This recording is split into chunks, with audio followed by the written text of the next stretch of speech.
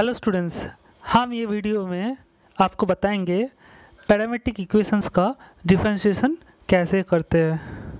पहले तो आपको हम बताएंगे पैरामेट्रिक इक्वेशंस का मतलब क्या है।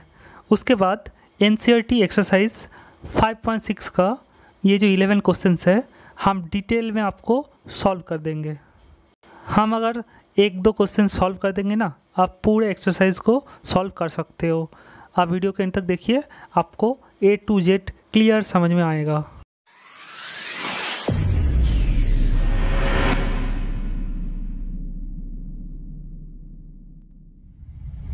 तो चलिए स्टूडेंट, पैरामेट्रिक इक्वेशंस का मतलब समझ लेते हैं। देखिए, हम यहाँ पे दो इक्वेशंस लिखे हैं। Okay, x equal to a cos theta, y equal to a sine theta. अच्छा बताइए, तो ये दो इक्वेशन में कॉमन वेरिएबल क्या है? वेरिएबल, ओके, वेरिएबल पूछा है, कांस्टेंट नहीं। तो यहाँ पे x तो यहाँ पे है, यहाँ पे नहीं है। फिर देखिए y यहाँ पे है वेरिएबल, यहाँ पे y नहीं है। बट ऐसा एक वेरिएबल देखिए थीटा, थीटा दोनों में ही कॉमन है। तो हम क्या करेंगे, ये दो इक्वेशन से ये जो वेरिएबल थीटा को ना एलिमिनेट कर देंगे। आप एलिमिनेट डिवाइड करके भी कर सकते हैं, स्क्वायरिंग एंड एडिंग करके भी कर सकते हैं, स्क्वायरिंग एंड सब्ट्रैक्टिंग करके भी कर सकते हैं, स्क्वायरिंग एंड मतलब ये दोनों इक्वेशन को किसी भी तरह आपको ऐसे मतलब कुछ एप्लीकेशंस देना है जिससे ये यहाँ से थीटा एलिमिनेट हो जाए ये दो इक्वेशन से। ओके, देखिए हम एक काम करते हैं, ये फर्स्ट इक्वेशन से कॉस थीटा निकाल लेते हैं। बताइए तो कॉस थीटा क्या होगा? एक्स बाई ए होगा ना। और दूसरा इक्वेशन से साइन थीटा निकाल लेते हैं, तो यहाँ पे आएगा वाई बाई ए, है कि नहीं। और आप तो जानते ही हैं ये फॉर्मूला कॉस का थीटा प्लस साइंस का थीटा क्या होता है, क्लास 10th का आइडेंटिटी है। तो यहाँ पे कॉस थीटा के जगह पे एक्स बाई ए लिख सकते हैं, प्लस साइन थीटा के जगह पे वाई बाई ए लिख सकते हैं ना। तो ये होल स्क्वायर इक्वल टू 1 हो जाएगा। उसके बाद x square by a square plus y square by a square लिख सकते हैं ना, इक्वल टू 1। देखिए हम जो बता रहे हैं ध्यान से सुनिए। तो और आप अगर एलसीएम ले ले लेफ्ट साइड में, ए स्क्वायर एलसीएम हो जाएगा, तो ए स्क्वायर को राइट साइड में भेज दीजिएगा। तो x square plus y square equal to A square मिला है ना। तो ये जो इक्वेशन हमको मिला है, ये दो इक्वेशन से हम अगर थीटा को एलिमिनेट करेंगे तो ये इक्वेशन मिलेगा। देखिए यहाँ पे थीटा है ही नहीं, तो ये एक इक्वेशन ऑफ सर्किल है ना, with radius A and centre at 0 0, है कि नहीं। ओरिजिन पे सेंटर है, ये इक्वेशन ऑफ सर्किल है। क्लास 11 में आप सीखे हो कि x square plus y square equal to A square equation of circle होता है। तो ये सर्किल के इक्वेशन को हम अगर तोड़ के लिखेंगे, समझिए हम ये इक्वेशन से दो इक्वेशन बनाना चाहते हैं। ओके, हमको देखिएगा ये तो एक्स, ये सर्किल के इक्वेशन से हम दो इक्वेशन बनाएंगे तो एक्स इक्वल टू एक इक्वेशन मिलेगा, x equal to a cos theta, और एक इक्वेशन मिलेगा y equal to a sine theta. यहाँ पे क्या है, थीटा इज कॉल्ड पैरामीटर। समझिएगा, ये दो इक्वेशन में जो कॉमन वेरिएबल है उसको बोलते हैं पैरामीटर। तो हमने क्या किया, एक सिंगल इक्वेशन को पैरामीटराइज कर दिया। ओके, पैरामीटराइज क्या है कि x equal to a cos theta, देखिएगा अच्छा से, x के जगह पे एक कॉस थीटा रखिए और y के जगह पे ए साइन थीटा रखिए और स्क्वायर करिए, लेफ्ट साइड और राइट साइड इक्वल हो जाएगा। देखिए हम करते हैं, तो x के जगह पे ए कॉस थीटा रख दीजिए, तो ए स्क्वायर कॉस का थीटा हो जाएगा लेफ्ट साइड, प्लस y के जगह पे ए साइन थीटा रखिए, तो ए स्क्वायर साइंस का थीटा हो जाएगा। तो ये सेटिस्फाई हो जाएगा। ये दो x का वैल्यू y का वैल्यू अगर ये इक्वेशन का लेफ्ट साइड में पुट कर दे एक, या फिर x एंड y की जगह पे पुट कर दे, तो बोथ साइड सेटिस्फाई हो जाएगा। देखिएगा ए स्क्वायर कॉमन ले लीजिए, तो कॉस का थीटा प्लस साइंस का थीटा तो इक्वल टू ए स्क्वायर, है कि नहीं। देखिए A square equal to A square satisfy हो चुका है। तो हम क्या बोले हैं कि पैरामेट्रिक इक्वेशन उसी को ही बोलते हैं अगर एक सिंगल इक्वेशन से हम अगर दो इक्वेशन बनाएं। हमेशा हम लोग दो इक्वेशन ही जनरली बनाएंगे, ओके, जहाँ पे कॉमन वेरिएबल रहेगा। तो वो जो दो इक्वेशन हमको मिलेगा उसको बोलते हैं पैरामेट्रिक इक्वेशन। तो यहाँ पे देखिए ये जो सर्कल है इसका कॉमन वेरिएबल जो दो इक्वेशन हमको मिला है वहाँ पे कॉमन वेरिएबल क्या है, थीटा। तो x equal to a cos theta and y equal to a sin theta is are called parametric equations of the equation of circle, that is x square plus y square equal to A square. और एक example देख लीजिए student, डरिए मत, parametric equation एक simple concept है। ये question लिख लीजिए, आपको समझ में और भी अच्छे से आएगा। Find the equation whose parametric equations are x equal to A T square and y equal to 280। Okay, तो ये दो इक्वेशन से आपको बताइए कॉमन वेरिएबल क्या दिख रहा है। यहाँ पे कॉमन क्या है ये दोनों में, आप बताएंगे ए इज कॉमन, ए यहाँ पे भी है यहाँ पे भी है। बेटा ए वेरिएबल होता नहीं है। ओके, तो आपको ऐसा एक वेरिएबल फाइंड करना है जो दोनों इक्वेशन में ही है। वो क्या है, टी, टी दोनों में ही है।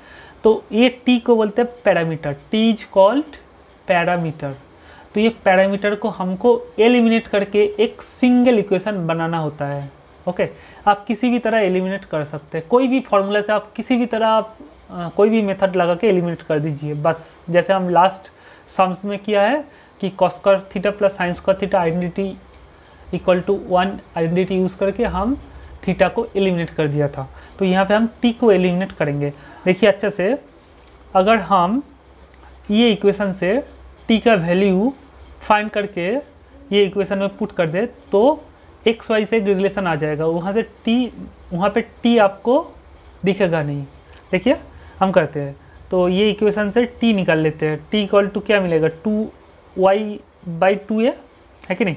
तो टी का वैल्यू ये इक्वेशन में पुट कर देते हैं तो क्या मिलेगा, तो x equal to a into T square, T square मतलब y square by 4a square. Okay, y square by 4a square. तो इक्वल टू ये a और ये a स्क्वायर कटेगा तो a बचेगा, तो बचेगा जो वाई स्क्वायर बाई 4a। इसके बाद cross multiply, x equal to y square by 4a, तो क्रॉस मल्टीप्लाई कर लीजिए। आप ऐसे घुमा के लिखिए पहले, y square by 4a equal to x आप लिख सकते हो। x equal to y square by 4a means y square by 4a equal to x, और y square equal to 4x। बताइए तो ये किसका इक्वेशन है, एक पैराबोला का इक्वेशन है ना। तो पैराबोला एक सिंगल इक्वेशन है, तो इसको आप अगर पैरामीटराइज करेंगे तो आपको मिलेगा x equal to A T square and y equal to 280। तो हम क्या किया, एक सिंगल पैराबोला से मतलब सिंगल इक्वेशन से दो इक्वेशन बना दिया जहाँ पे एक कॉमन वेरिएबल रहेगा और वेरिएबल क्या है, t। तो t इज कॉल्ड पैरामीटर। तो ये लर्न करके रखिए। आपका ये, आप अगर जेई मेन एडवांस का प्रिपरेशन ले रहे हैं ना, तो पैराबोला का पैरामेट्रिक इक्वेशन क्या होता है, सर्कल का क्या होता है, हाइपरबोला का क्या होता है, ऐसे रेक्टेंगुलर हाइपरबोला का क्या होता है, सब डिफरेंट पैरामेट्रिक इक्वेशंस होता है, डिफरेंट इक्वेशंस का। ओके, आप अगर जानना चाहते हैं हमको कमेंट करके ज़रूर बताइएगा, हम एक लिस्ट बना देंगे हर एक इक्वेशन का पैरामेट्रिक इक्वेशन क्या होता है। जो भी हो, ये पैराबोला का ये x equal to A T square and y equal to 280 are the parametric equations of parabola, y square equal to 4x। तो हमने क्या सीखा अभी तक कि एक सिंगल इक्वेशन से दो इक्वेशन बनाना है जहाँ पे एक कॉमन वेरिएबल रहेगा। वो दो इक्वेशन को क्या बोलेंगे, पैरामेट्रिक इक्वेशंस ऑफ द जो गिवन इक्वेशन। ओके, तो ये जो एक्सरसाइज में आपका जो 11 क्वेश्चन है, हर एक इक्वेशन में देखिए पैरामेट्रिक इक्वेशंस गिवन है, मतलब x equal to something, y equal to something. देखिए हर एक क्वेश्चन पढ़िए। क्वेश्चन नंबर 1 पे x equal to 2a t square, y equal to a t to the power 4। तो दोनों इक्वेशन में कॉमन वेरिएबल है t, तो क्वेश्चन नंबर 1 का पैरामीटर है t। क्वेश्चन नंबर 2 में कॉमन वेरिएबल क्या है, थीटा, तो theta is equal parameter. Question number 3, 4 ये दोनों में कॉमन वेरिएबल क्या है, t, तो t is parameter of 3 and 4। Parameter generally t से डिनोट करते हैं, थीटा से डिनोट करते हैं, फाई से भी डिनोट करते हैं। आप चाहे कोई भी वेरिएबल यूज़ कर सकते हैं। ये एक्सरसाइज में ये जो 11 क्वेश्चन है सब में t एंड थीटा यूज़ किया है पैरामीटर। चलिए स्टूडेंट क्वेश्चन पढ़ लेते हैं। if x and y are connected parametrically by the equations given in exercises 1 to 10 without eliminating the parameter find dy dx। तो यहाँ पे बोला है कि क्वेश्चन नंबर 1 से लेकर क्वेश्चन नंबर 10 तक आप पैरामीटर को एलिमिनेट ना करके dy dx फाइंड करिए। मतलब without eliminating the parameter you have to find dy dx।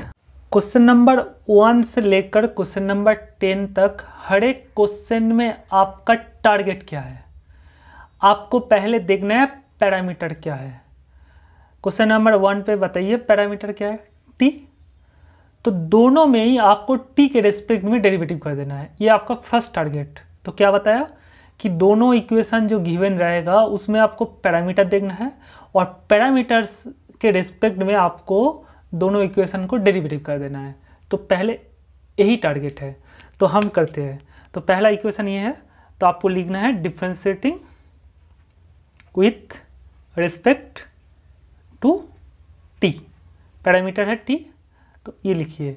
यहाँ पे भी लिखेंगे सेम, ऐसे लिखिएगा एग्जाम में, ये 2 मार्क्स का आएगा तो ऐसे ही लिखना है आपको टू t।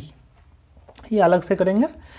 तो t के रेस्पेक्ट में डेरिवेटिव करना means dy dt both side लिख देना। तो लेफ्ट साइड में लिख देंगे इक्वल टू, राइट साइड में भी लिखेंगे dy dt ऑफ बोल के 2a t²। ओके, यहाँ पे भी देखिए dy dt लिखेंगे लेफ्ट साइड में और राइट साइड में भी dy dt लिखेंगे, है कि नहीं। देखिएगा यहाँ पे लिखिए और, यहाँ पे ब्रैकेट मत दीजिए, तो dx बाई dt मिलेगा हमको equal to 2a each constant. तो कांस्टेंट क्या होता है, डेरिवेटिव के सामने आ जाएगा, पहले आ जाएगा। तो 2a इंटू t² का derivative with respect to t क्या हो जाएगा, 2t ना, है कि नहीं।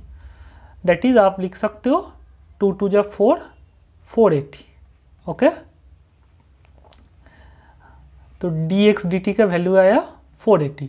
तो यहाँ से सेकंड जो पार्ट है उससे आप dy बाई dt क्या निकल सकते हो, a तो कांस्टेंट है, डेरिवेटिव के सामने आ जाएगा, मतलब पहले आ जाएगा। t⁴ का डेरिवेटिव क्या होता है, 4t³ t के रेस्पेक्ट में कर रहा है, तो t का डेरिवेटिव 1 हो जाएगा, दैट इज 4at³। तो पैरामीटर के रेस्पेक्ट में अगर दोनों इक्वेशन को डेरिवेटिव करेंगे तो एक x का derivative with respect to t है 4at और y का derivative with respect to t है 4at³। ओके, आपको फर्स्ट टारगेट डन। उसके बाद आपको क्या करना है, हर एक क्वेश्चन में आपको बोले कि dy dx निकालिए। ओके, ये फॉर्मूला लिख के रखिए। dy dx को आप ऐसे लिख सकते हो, dy dt divide by dx dt। Okay, देखिए ना, ये dt कटेगा तो dy dx ही तो बचेगा। जैसे आप देखिए a बाई बी को आप लिख सकते हो a by c divide by b by c. Numerator and denominator को हमने क्या किया, c से डिवाइड कर दिया, क्योंकि c कटेगा तो a बाई बी आएगा। सिमिलरली न्यूमरेटर में dy है, डिनोमिनेटर में dx है, तो न्यूमरेटर एंड डिनोमिनेटर को हम क्या किया, dt से डिवाइड कर दिया। कर सकते हैं ना, क्योंकि dt कटेगा तो यही बचेगा ना। आप क्या करेंगे, dy dt का जो वैल्यू है, देखिएगा dy dt के जगह पे ये dy dt का वैल्यू, ये जो 4at³ इसके जगह ये उठा के यहाँ पे रख देंगे। तो 4at³ डिवाइड के बदले डिवाइड, और dx dt के जगह पे हम क्या लिखेंगे, dx dt का वैल्यू क्या है 480 लिख देंगे। तो ये 4a कटेगा और t से t³ कटेगा तो बचेगा क्या, t²। तो dy dx क्या आया, t²। तो बस ये 2 मार्क्स का क्वेश्चन है, तो आंसर आपका dy dx हो गया है। आंसर आपका डन। आंसर क्या है, dy dx। ये दोनों इक्वेशन से हम अगर dy dx निकालेंगे तो आंसर आएगा t²। Okay, answer done. Student, आप अगर ये दोनों इक्वेशन से टी को मतलब पैरामीटर को एलिमिनेट करके आप अगर एक सिंगल इक्वेशन बनाएंगे, उसके बाद वो जो सिंगल इक्वेशन मिलेगा ना उसको डेरिवेटिव करके dy dx निकालेंगे ना, यही आंसर आएगा, यही आंसर आएगा। फिर से बता रहे हैं, दोनों इक्वेशन से टी को एलिमिनेट कर दीजिए, एक सिंगल इक्वेशन मिल जाएगा आपको। उस सिंगल इक्वेशन से आप अगर dy dx निकालेंगे तो आंसर यही आएगा। ओके, तो ये जो बात हम बताया इसको हम और एक सम्स के थ्रू समझ लेते हैं। क्वेश्चन लिखिए, if x equal to 80 square and y equal to 280, eliminate t from both the equations and hence find dy dx। तो पहले आपको t को एलिमिनेट करने बोले हैं, ओके, उसके बाद dy dx निकलने बोले हैं। तो इसको हम कैसे लिखेंगे, ये 2 मार्क्स का आएगा, तो गिवन लिखिए x इक्वल टू 80 स्क्वायर। आपका सारे क्वेश्चंस का आंसर मेरे पास है, तो आप पहले लिखिए एंड जैसे बता रहे आप लिखिए, उसके बाद हम सब कुछ कन्फ्यूज़न क्लियर कर देंगे आपका। तो आप क्या करेंगे, यहाँ से t निकालेंगे y/2a, उसके बाद यहाँ पे लिखेंगे पुटिंग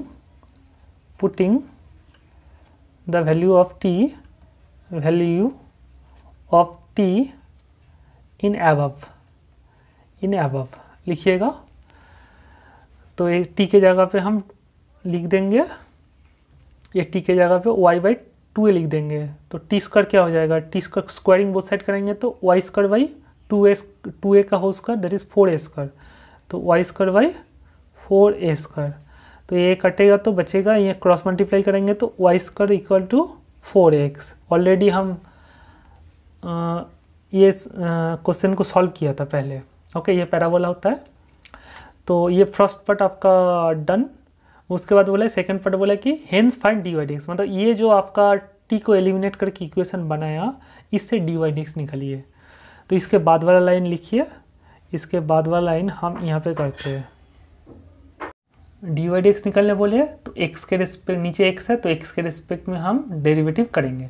तो dy dx of y square equal to dy dx of 4ax। तो लिख दिया। y स्क्वायर का डेरिवेटिव क्या होता है, 2y इंटू, देखिए x के रेस्पेक्ट में कर रहे हैं तो dy dx भी लिखना पड़ेगा, ओके। और यहाँ पे 4a कांस्टेंट, 4a सामने आ जाएगा और x का डेरिवेटिव क्या होता है, x का डेरिवेटिव 1 हो जाएगा।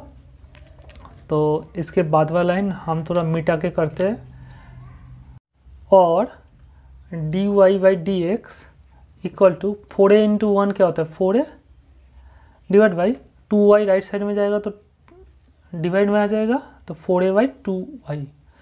ये इक्वेशन से dy dx का वैल्यू यही आएगा।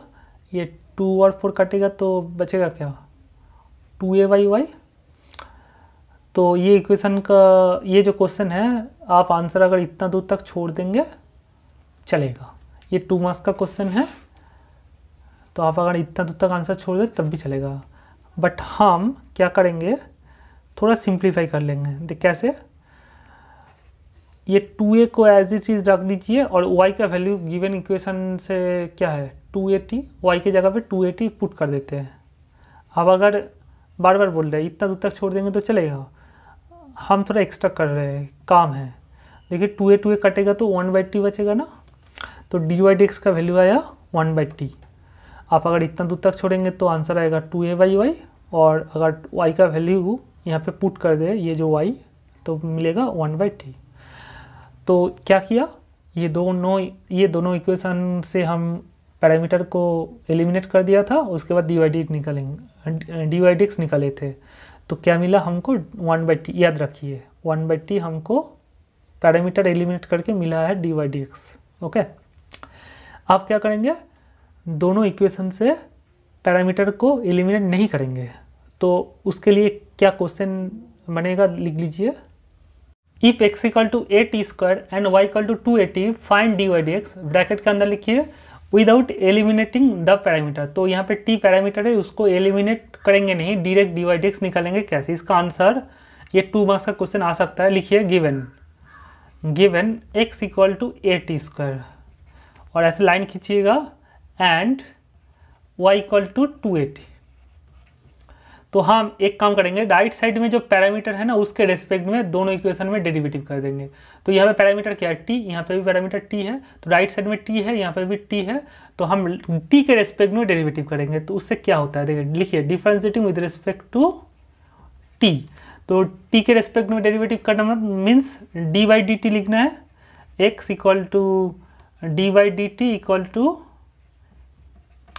मतलब इसका डेरिवेटिव ए टी स्क्वायर का डेरिवेटिव टी के रेस्पेक्ट में। यहाँ पे ब्रैकेट मत दीजिए तो डी एक्स डी टी मिलेगा, ए तो कांस्टेंट है सामने आ जाएगा, टी स्क्वायर का डेरिवेटिव क्या होता है 2 टी, क्योंकि टी के रेस्पेक्ट में टी का डेरिवेटिव 1 होता है। अब यहाँ पे भी सेम वे में डेरिवेटिव कर रहे हैं, ये 2 मार्क्स का आएगा तो ऐसे ही लिखिएगा, ये 2 मार्क्स का क्वेश्चन है।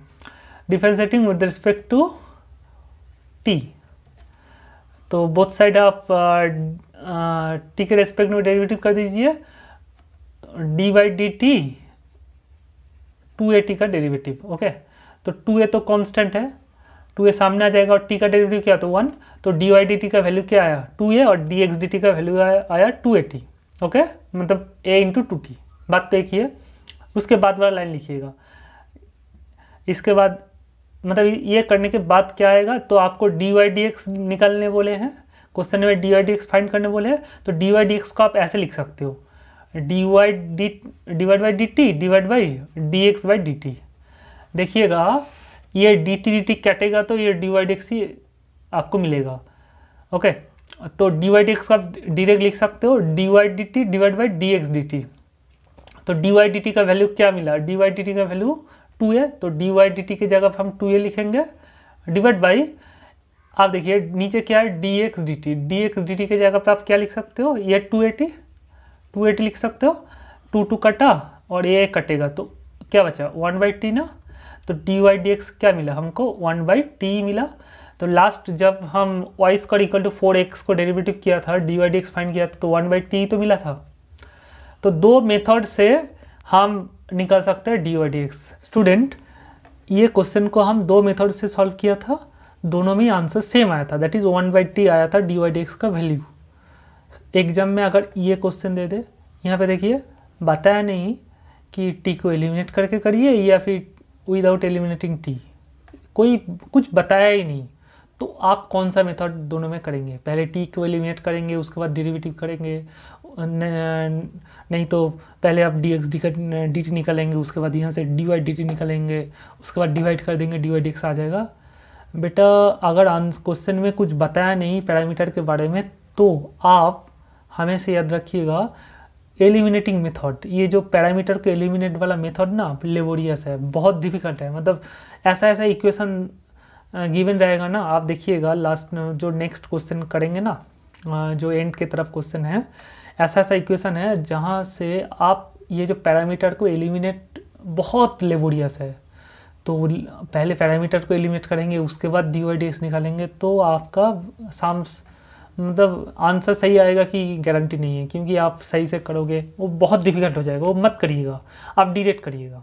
अगर क्वेश्चन में कुछ बताया नहीं तो आप क्या करेंगे, यहाँ से डी एक्स डी टी निकालेंगे, यहाँ से डी वाई डी टी निकालेंगे और जो डिवाइड कर देंगे। ओके, मतलब डी वाई डी एक्स को आप लिखेंगे d y by d t divide by d x by d t, जो हम सेकेंड मेथड से सॉल्व किया था विदाउट एलिमिनेटिंग टी वाला मेथड, उससे ही करिएगा, याद रखिएगा।